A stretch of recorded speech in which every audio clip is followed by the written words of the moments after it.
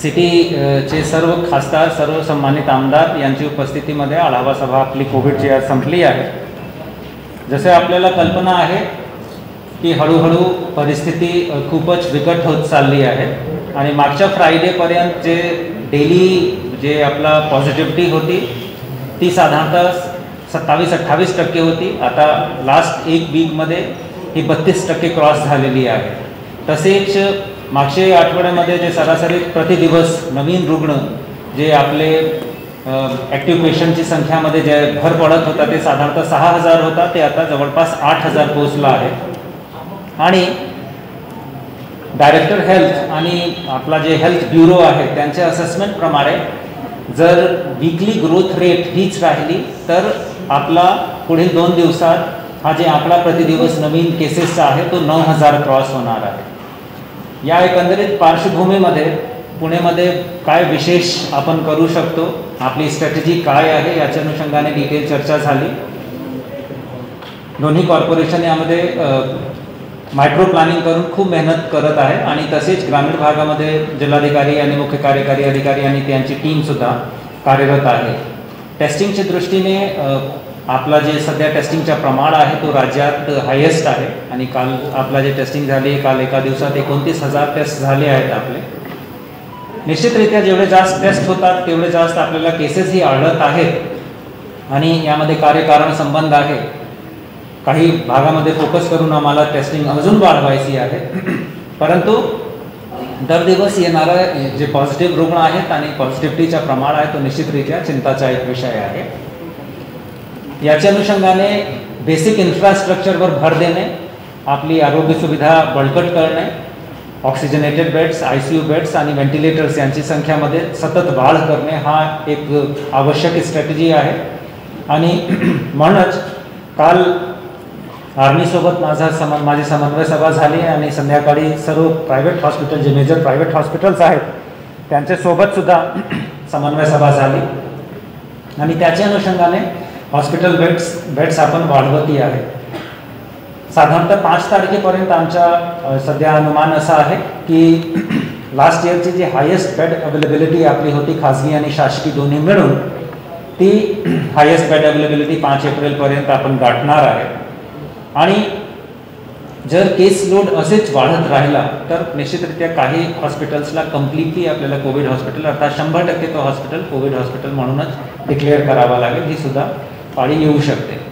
दोन्ही jumbo facilities, बानेरची आपली डेडिकेटेड कोविड फॅसिलिटी, ऑटो क्लस्टरची डेडिकेटेड कोविड फॅसिलिटी, बालग्रामची फॅसिलिटी, ही सर्व फॅसिलिटीज जवळपास पूर्ण क्षमतेने काम करत आहेत. ग्रामीण भागामध्ये काही लोकेशनवर व्हेंटिलेटर्स सध्या जे त्यांची गरज नाही किंवा ते सध्या इमिडिएटली वापरमध्ये नाही आहे ते सुद्धा आपण आता हळूहळू सिटी भागासाठी मोबिलाइज करू लागलो आहे.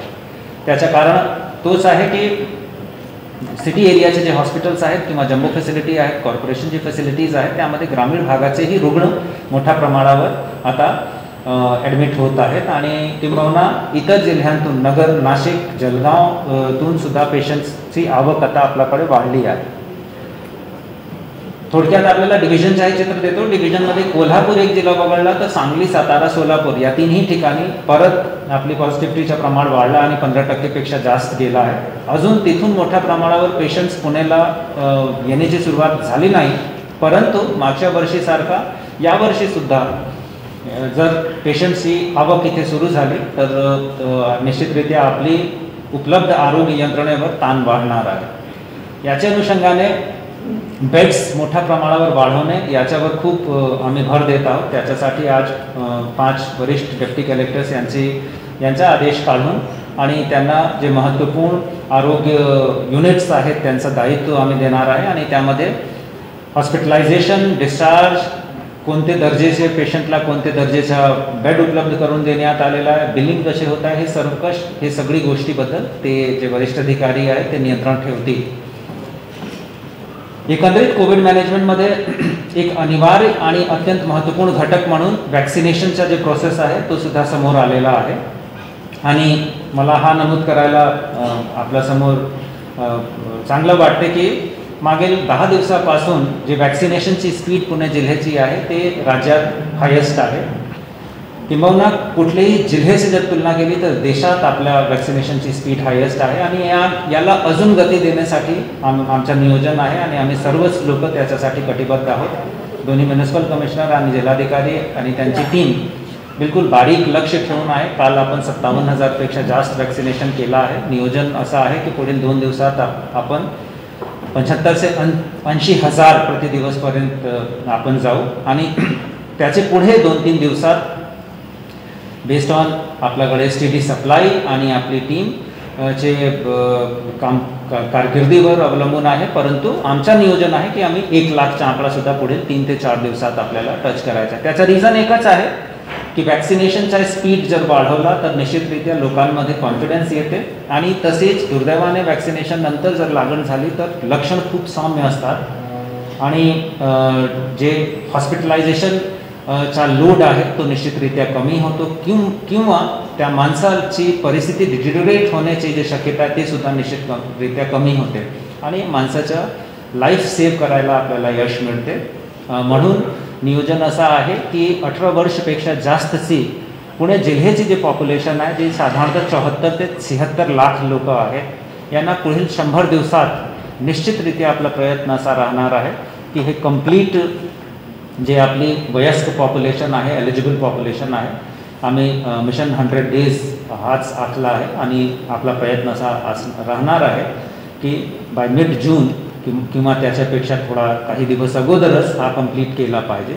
आणि याचा उल्लेख मी याच्यामुळेच करत आहे कारण हा एकंदरीत कोविड मॅनेजमेंटचा अत्यंत महत्त्वपूर्ण घटक आहे. आता हा जे मागील 1 आठवड्याभराचा आढावा झालेला आहे त्याच्या आधारावर पुणेमध्ये bed management, hospital management, contact tracing, testing, vaccination हा करणे व्यतिरिक्त अजून काय करायचं आहे आणि ज्याच्यामुळे किमान आपला जे संसर्ग आहे तो त्याला थोडासा आळा बसेल किंवा त्याच्या प्रसारची जी गती आहे ती कमी होईल. याच्यासाठी काही पाऊल आज उचलण्याचा सामूहिक निर्णय घेण्यात आलेला आहे. त्यामध्ये माननीय पालकमंत्री महोदय, 3ही माननीय खासदारही होते, 2 माननीय महापौरही होते आणि खूप बरेच वेळ विचार मीमांसा करून जनतेला कमीत कमी त्रास झाला पाहिजे.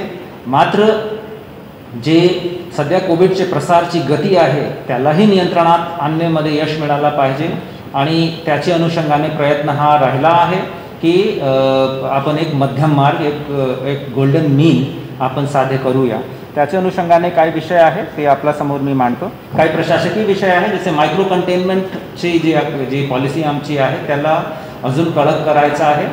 जे सोसायटीज आहेत, फ्लॅट्स आहेत जिथे केसेस आढळणार आहे तिथे महानगरपालिकेची टीम ते जास्त सतर्क राहून आणि मायक्रो कंटेनमेंट जे आहे ते त्याची अंमलबजावणी करतील. होम आयसोलेशनच्या पेशंट्सला गाईड करण्यासाठी, काउन्सिल करण्यासाठी आमचं जे कंट्रोल रूम आहे, आमचं जे कॉल सेंटर आहे त्याचा ओरिएंटेशन थोडा चेंज करून आणि मग पिरियॉडिक ते त्यांची स्वतःची तपासणी करत आहेत किंवा नाही, ब्लड टेस्ट करत आहे किंवा नाही याच्यासाठी आम्ही त्यांना गाईड करणार आहे. त्याचा रिझन असा आहे की बरेचसे डॉक्टर्स आणि हॉस्पिटल्सकडून असा फीडबॅक मिळालेला आहे की अनेकदा होम आयसोलेशनमध्ये असलेला पेशंट अर्थात जो पेशंट पूर्णतः स्टेबल आहे तो हॉस्पिटलाइज होतो आणि तोपर्यंत त्याची परिस्थिती बिघडून गेलेली असते. सो तसा होऊ नये म्हणून पिरियॉडिक तपासणी त्यांची स्पेशली ब्लड टेस्ट जेणेकरून डी डायमर आणि बाकी इंडिकेटर्सच्या आधारावर ठरवता येते की त्यांना किती दिवसात हॉस्पिटलायझेशनची आवश्यकता पडू शकते. त्याच्यावर आम्ही भर देणार आहे. BJ medical college, jumbo hospital, army hospital, private hospital या सर्वांवर कंप्लीट प्रेशर ठेवून आणि कमीत कमी कालावधीमध्ये जास्तीत जास्त बेड ॲक्टिवेट करणे ही कारवाई सुद्धा आपण करणार आहे. आणि त्याच्यावर ऑलरेडी काम चालू झालेलं आहे. काल एका दिवसात 250 बेड वाढले. उद्या सकाळी परत 250 ते 300 बेड वाढत आहेत आपले. 5 तारखेला पुन्हा 250-300 बेड आपण वाढवणार आहे. पुणे महानगरपालिकाने अत्यंत त्वरित कारवाई करून साधारणतः 400 मेडिको अँड पॅरामेडिको स्टाफची भरतीसुद्धा आज केली आहे आणि ज्यांची मदत ते वॅक्सिनेशन सकट कोविड केअर सेंटर मॅनेज करण्यामध्ये सुद्धा ते घेणार आहे. वॅक्सिनेशन जे ड्राईव्ह आहे, कार्पेट बॉम्बिंग सारखा एरियाज आयडेंटिफाय करून आपले जे सब सेंटर्स आहेत तिथे त्या भागामध्ये स्थानिक नागरिक समूह, त्याचे व्यतिरिक्त जनप्रतिनिधी यांचा समावेश करून आपण तीव्र गतीने तो करणार आहे. बिलचे ऑडिटची कारवाई आपण याच्या अगोदर केला होता मागच्या वर्षी आणि सतत त्याच्यातून बरेचसे नागरिकांना खूप मोठा दिलासा मिळालेला होता.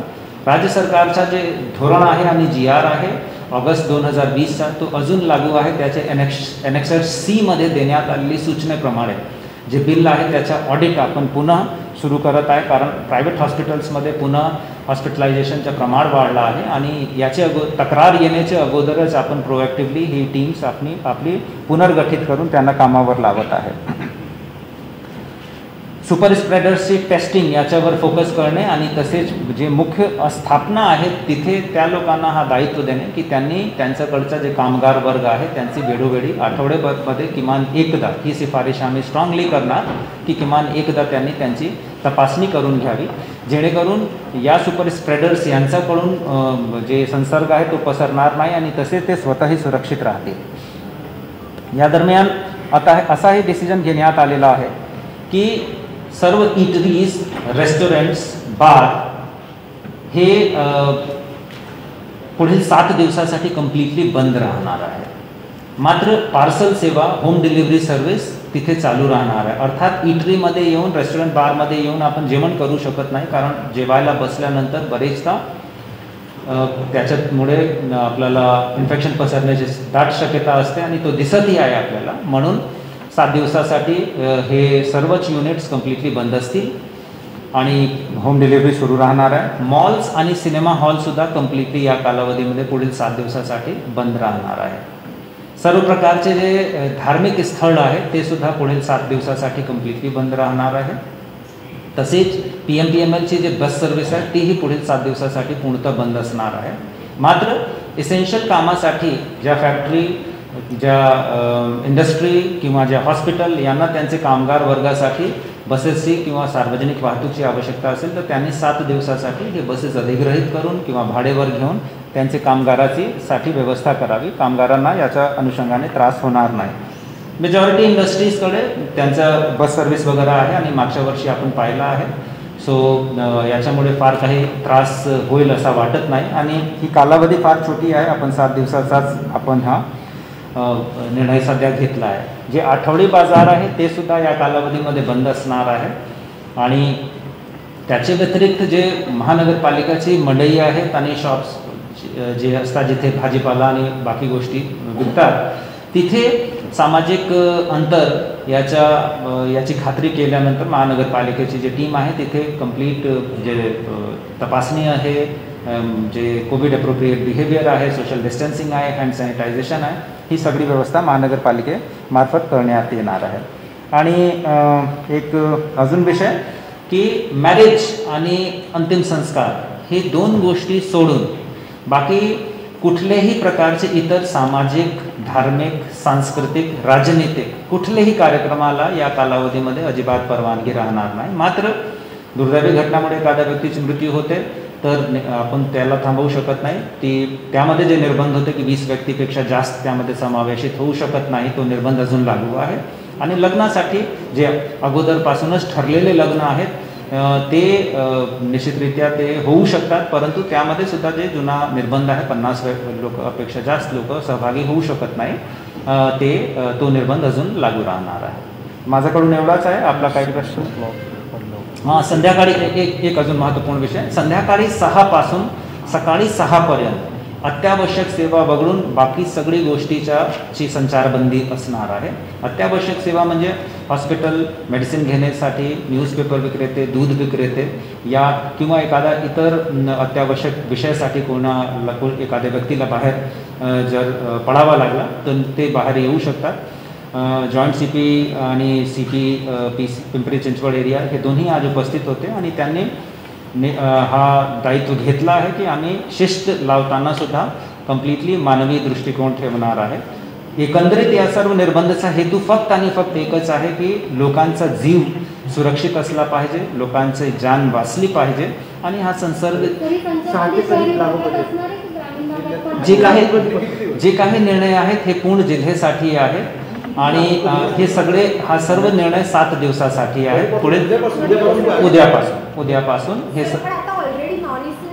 एक सेकंड मी कंप्लीट करून घेऊ. हे सर्व निर्णय उद्यापासून लागू होणार आहेत आणि हे सर्व निर्णयांचा एक समीक्षा याचा एक आढावा पुढील शुक्रवारी पुन्हा एकदा होईल आणि तेव्हा परिस्थिती पाहून आपण डिसिजन घेणार. आणि तसेच हे सर्व निर्णय जिल्ह्याला एक युनिट म्हणून गृहीत धरून, कारण सिटी आणि ग्रामीणमध्ये रोगचे प्रसारमध्ये फार काही फरक आहे असा दिसत नाही. ग्रामीणमध्ये रोगाचा प्रसार झाला तर शेवटी सिटीचा लोड वाढतो. तर आज प्रिकॉशनरी स्टेप म्हणून पूर्ण एक युनिट म्हणून आपण जिल्ह्यासाठी निर्णय घेत आहोत. सांगली सातारा सोलापूरबद्दल आजची बैठकीत निर्णय नाही झालेला आहे. सांगली सातारा कोल्हापूर याच्यासाठी माझा रेग्युलर रिव्ह्यू जिल्हाधिकाऱ्यांसोबत सुरू आहे. संध्याकाळी 6 ते 6 सकाळी 6 संचारबंदी आहे, जमावबंदी काय संचारबंदी आहे. आपली संचारबंदी असेल संध्याकाळी 6 पासून सकाळी 6 पर्यंत पुढील 7 दिवसात अत्यावश्यक सेवा वगळून संचारबंदी आहे. दिवसात आपण जमावबंदी ठेवणार आहे. दिवसात सुद्धा अनावश्यक 5 पेक्षा जास्त लोक एका ठिकाणी जमा होऊ शकत नाही. जी सर नॉन एसेन्शियल जे शॉप्स आहेत ते सगळे 6च्या आधी बंद करणं आता कंपल्सरी असेल, राईट? Yes yes.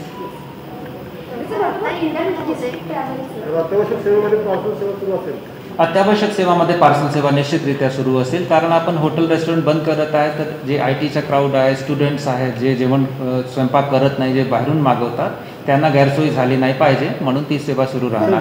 जिल्हांतर्गत एसटी बस सेवा सीएम पर बंद असली तरी एसटी सेवा सुरू राहणार आहे. तर त्याच्यावर काही निर्बंध असणार आहेत किंवा काय? ST सेवा वर कुठलाही निर्बंध नसणार. इंटर डिस्ट्रिक्टही आणि इंट्रा डिस्ट्रिक्ट सुद्धा नाही. त्याचं कारण असं आहे की ST मध्ये जे लोक प्रवास करतात ते दैनंदिन प्रवास करत नाही. ते लोक एक ओरिजिन पॉइंटून डेस्टिनेशनवर जातात.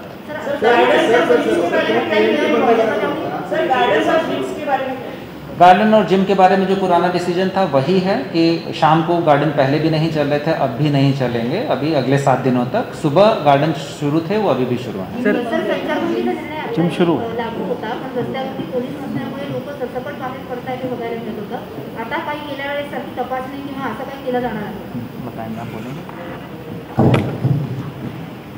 जे आजच्या बैठकीत ठरलेलं आहे त्यानुसार, कारण 6 नंतर संचारबंदी यापूर्वी नव्हती, पण जी 8 पासनं जमावबंदी गेल्या 4 दिवसापासून होती त्याची अतिशय चांगल्या पद्धतीनं अंमलबजावणी पोलिसांनी सुरू केलेली होती आणि तो विंडो पिरियड आम्हाला मिळालेला आहे. त्याच्यानुसार नाके कसे लावायचे, आमच्या स्टाफचं ओरिएंटेशन कसं करायचं ते आम्ही सुरुवात केलेली आहे.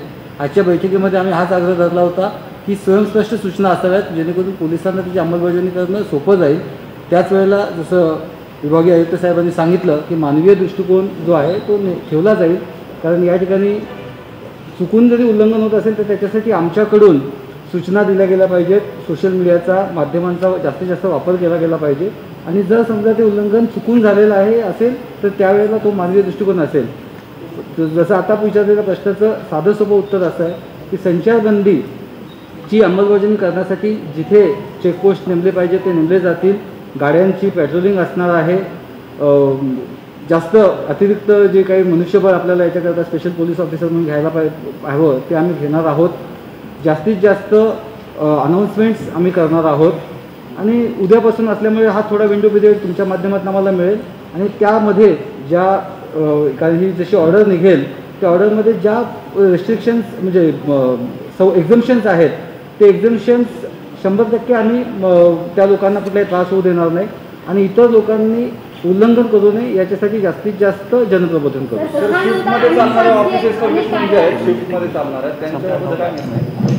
जे कार्यालय आहे ते बिलकुल त्याच्यावर निर्बंध नाही आहे. जे आधीचा निर्बंध होता जिथे असेल की 50% क्षमतेने काही चालू आहेत किंवा जर निर्बंध नसेल तर कार्यालयावर कुठलाही निर्बंध नाही लावला आहे. 6 नंतर सुद्धा जर एखादा कर्मचारी घरी परत जात असेल आणि त्यांच्याकडे आय कार्ड असेल तर पोलीस त्यांना अजिबात त्रास देणार नाही.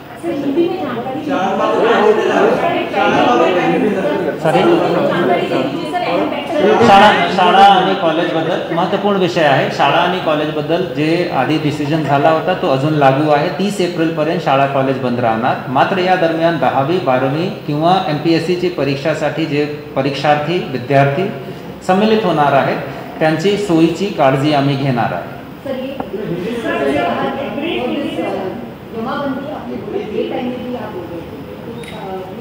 It's very simple. जो डे टाइम में बोल रहे हैं हम लोग वी आर एक्सपेक्टिंग कि 5 से ज़्यादा लोग अनावश्यक लोग जब इकट्ठे होते हैं तो संसर्ग के चांसेस बढ़ते हैं. हमारा हेतु सिर्फ और सिर्फ इतना है, घर पे रहिए, सुरक्षित रहिए.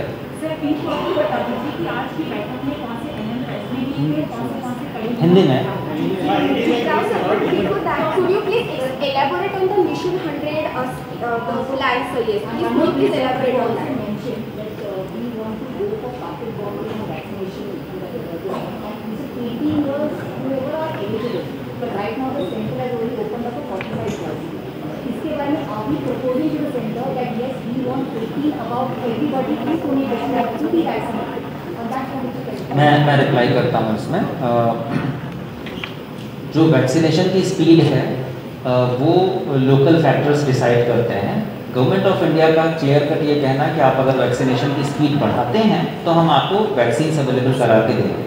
अब इसमें भले ही अभी हमारे पास 45 ईयर प्लस की पॉपुलेशन को परमिशन मिली है. 45 ईयर प्लस की पॉपुलेशन ही पुणे ज़िले में 28 लाख है. इस लिहाज से अगर हम अपनी वैक्सीनेशन की स्पीड को बढ़ाते जाते हैं तो सब्सिक्वेंटली ये 45 की जो मर्यादा है वो 30 पे आएगी, 30 की मर्यादा 25 पे आएगी, 25 की मर्यादा 18 पे आएगी. वी आर एक्सपेक्टिंग कि हमारी स्पीड हमारे परफॉर्मेंस को देख के अगले 100 दिनों में ये मर्यादाएं शिथिल होंगी. जो मिशन 100 डेज है वो हमारा खुद का मिशन है जिसमें हम ये मान के चल रहे हैं कि सब्सिक्वेंटली इवेंचुअली हमें 18 साल के ऊपर का हर जो नागरिक है, जो अभी तक हुए रिसर्च के हिसाब से 18 साल के ऊपर के हर नागरिक को वैक्सीनेशन दिया जा सकता है. हमारी उम्मीद ये है कि अगले 100 दिनों में इन दोनों फैक्टर्स के बेसिस पे हमारी स्पीड और गवर्नमेंट ऑफ इंडिया से मिलने वाली सप्लाई, इन दोनों के बेसिस पे हम कोशिश ये करेंगे कि हर वयस्क नागरिक कम से कम उसको वैक्सीनेशन मिल जाए. और उसके लिए माइक्रो प्लानिंग हमारी टीम्स ने किया हुआ है. हमारे सेंटर्स लगातार बढ़ रहे हैं. पिछले एक हफ्ते में 110 सेंटर्स हम लोगों ने बढ़ाए हैं. पुणे म्यूनिसिपल कॉर्पोरेशन के लगभग 200 प्लस सेंटर्स का और प्रपोजल भारत सरकार के पास पहुंचा है. सो जो इसमें एलिजिबिलिटी क्राइटेरिया है वो काफ़ी फ्लेक्सिबल है. Everything depends on our performance. We are banking on that only. और अभी जब बाकी जगह पे अभी स्पीड आने वाली है उसके बावजूद हम कंटिन्यूसली इस स्पीड को हमने मेंटेन किया हुआ है. तो हम उसके बेसिस पे उम्मीद कर रहे हैं कि वैक्सीनेशन हम टाइम पे कर पाएंगे. जो ट्रेंड दिखाई दे रहा है पिछले साल से अगर हम कंपेयर करते हैं तो ऐसा दिखता है कि ये जो वेव है, ऑफ कोर्स इसके लिए कोई मेरे पास साइंटिफिक एविडेंस नहीं है, बट जो एक्सपीरियंस है लास्ट ईयर का वो दिखाई दे रहा है 4 से 5 वीक तक अभी ये ट्रेंड रहेगा. मतलब अभी जो कोविड का सीन है उसके बाद भी वी एक्सपेक्ट कि वो स्लोली नीचे होना शुरू होगा. 2-3 महीने हमें लीन पीरियड मिलेंगे. तो यदि 1 महीना प्लस 2-3 महीने का लीन पीरियड इसको हम क्लब करते हैं तो इस दौरान हमारा नियोजन ये है कि इस समय का सदुपयोग करके हम ज़्यादा से ज़्यादा लोगों को वैक्सीनेट कर दें जिससे कि गॉड फॉरबिड अगर थर्ड वेव आए भी तो उसकी तीव्रता इतनी ज़्यादा ना हो.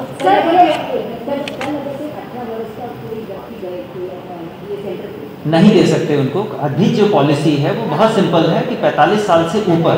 मैं आगे का नियोजन आपको बता रहा हूँ कि हमारा नियोजन है कि इवेंचुअली हम हर वयस्क व्यक्ति को देना चाहेंगे. अभी जो भारत सरकार की पॉलिसी है वो ये है कि 45 साल से ऊपर के हर व्यक्ति को देना है. 45 साल से ऊपर के भी लोग हमारे पास कम नहीं, 28 लाख लोग हैं जिन्हें हमें ये वैक्सीनेशन देना है. अगर हम रोज़ 1 लाख भी दे पाए तो हम 28 लाख लोगों को वैक्सीनेशन 30 दिन में दे पाएंगे. राइट.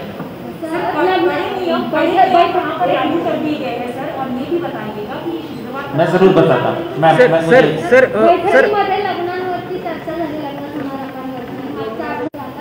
निर्बंध फक्त कागदोपत्री म्हणूनच हा निर्णय आज घेण्यात आला आहे की लग्न आणि अंतिम संस्कार सोडून बाकी कुठली परवानगी द्यायची नाही. आता जग इतर सगळी परवानगी थांबली, फक्त लग्नाचीच परवानगी द्यायची असेल तर आपण जास्त त्याच्यावर नियंत्रण ठेवू शकतो. दुसरा विषय की आपल्याला थोडा समजला पाहिजे की हा फार सामाजिक विषय आहे.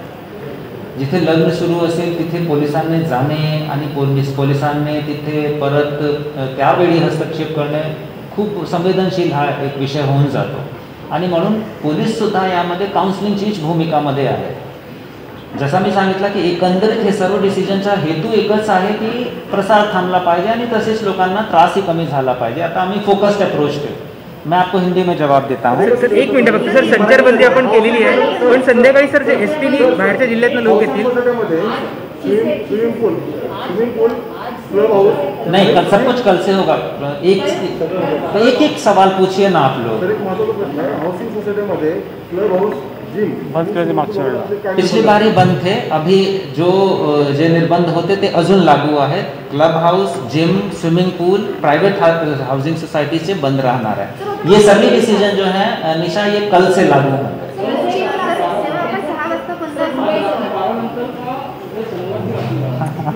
आज रात्री 12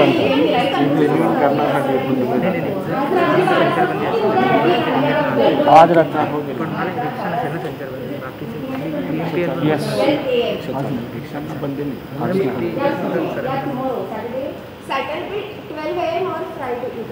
देखिए 6 से 6 बंदी है ना, तो कल शाम 6 बजे शुरुआत होगी उसकी. हाँ, वो आदेश हम आज निकालते हैं क्योंकि आज 6 बजे के बजाय हम जब हम ये बोल रहे हैं कि कल से लागू होगा तो कल 6 बजे से लागू होगा. सर आपण संध्याकाळी संचारबंदी केली पण जे बाहेरच्या जिल्ह्यातनं ते घरी जाऊ शकतात, अजिबात हरकत नाही. PMPL बंद असेल, पायी जातील, इतर सोयी व्यवस्था करून येते. बरेच काही गोष्टी आहेत जे तेवढा मायक्रो आम्ही करू शकत नाही ना. पुण्याकरता निर्णय घेता हे मान्य आहे पण ज्या ST बाहेरच्या जिल्ह्यातून येतील किंवा राज्यातून येतील ते तर अवघड होईल ना. सुप्रसिद्ध म्हणूनच मी सांगत आहे की आदर्श परिस्थिती काही वेगळी होऊ शकते, आदर्श निर्णय वेगळा होऊ शकते, परंतु निर्णय घेताना त्याचा जे कोर आहे, त्याची आत्मा आहे ती एकच आहे की लोकांना कमी ते कमी त्रास झाला पाहिजे. आता आपलं म्हणणं बरोबर आहे परंतु त्याचीही आलोचना होऊ शकते. आज जर सांगितलं की आम्ही सीमाबंदी केला मग तो फार मोठा डिसिजन होतो. सो एक मध्यम मार्ग म्हणून हे सगळे डिसिजन घेण्यात आले.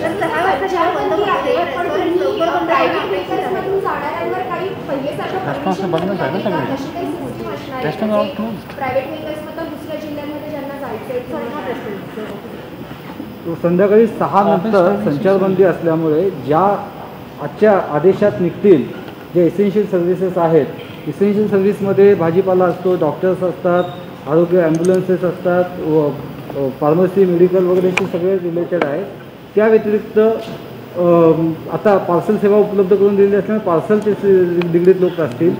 ऑफिसमध्ये जाणारा व्यक्ती स्वतःचं त्यांनी कार्ड ठेवलं असेल आणि आम्ही अपेक्षा करू, एकदम आदर्श अपेक्षा आहे, त्याची मला वाटतं 80-90% तरी पूर्तता होऊ शकतं की जे ऑफिसेस चालू आहेत, ज्या आस्थापना चालू आहेत त्या आस्थापना आपल्या त्या कर्मचाऱ्याला पत्र देतील, हा आजच्या दिवशी ड्युटीवर होता, सो तर तशा प्रकारचं काही पत्र असेल. अशा व्यक्ती आपल्या घरातून कार्यालयाकडे जाताना किंवा कार्यालयाकडनं येताना त्यांना कुठल्याही प्रकारचा त्रास होणार नाही याची अंमलबजावणी करण्यासाठी मागच्या वेळेला जसे आम्ही प्रत्येक म्हणजे शहरामध्ये 117 मागच्या वेळेला चेकपोस्ट होत्या, त्यावेळेला पुन्हा त्याचा आढावा घेऊ, कमी किंवा जास्त प्रमाणामध्ये तसे केले जातील. जो विभागीय आयुक्त साहेबांनी सांगितला की त्याच्यामागचा जो आत्मा आहे आणि एक तो गोल्डन मीन म्हणून हा डिसिजन केला आहे आणि आत्मा आहे की लोकांना कमीत कमी त्रास व्हावा.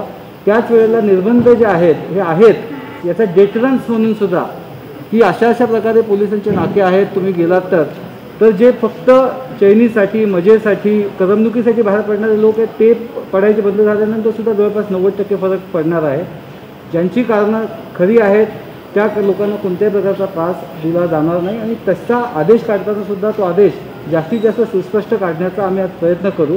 आणि पुन्हा आज ही प्रेस कॉन्फरन्स आहे, ज्या वेळेला आदेश निघेल त्या आदेशानंतर लोकांच्या सोयीसाठी सोशल मीडियावरती 1 किंवा 2 मिनिटाचे चांगल्या पद्धतीचे व्हिडिओ ते प्रसारित केले जातील त्याच विषयापुरते की जेणेकरून लोकांना त्याच्यामधले डूज आणि डोंट्स कळतील. डिलिव्हरी बॉय सुद्धा रेस्टॉरंट लवकर बंद करणं अपेक्षित आहे का? बंद असं म्हणतो त्यांच्याकडे? जर पार्सल सेवा सुरू आहे तर जे जुने नियम आहेत म्हणजे 10 वाजल्यापर्यंत ते राहतील. आस्थापना सुरू राहील. याच्यामध्ये आस्थापना बंद करण्याच्या वेळेचे आदेश पूर्वीचे सुरू राहतील. पुण्यामध्ये कोरोना रुग्णांसाठी एकूण बेड किती उपलब्ध आहे, एकूण त्याच्यामध्ये आता अवेलेबल किती आहे? मी आपल्याला माझं जे प्रेझेंटेशन आहे त्याचं रेलेव्हंट पोर्शन आपल्याला पाठवून देतो. म्हणजे आकडे देण्याऐवजी आता अवेलेबल आहे जिला माहिती अधिकाऱ्यांमार्फत आपल्याला ती स्लाइड्स आपल्याला देतो. हिंदी में आपको मैं क्विकली बता देता हूँ वाइंड अप करने के लिए. हमारे माननीय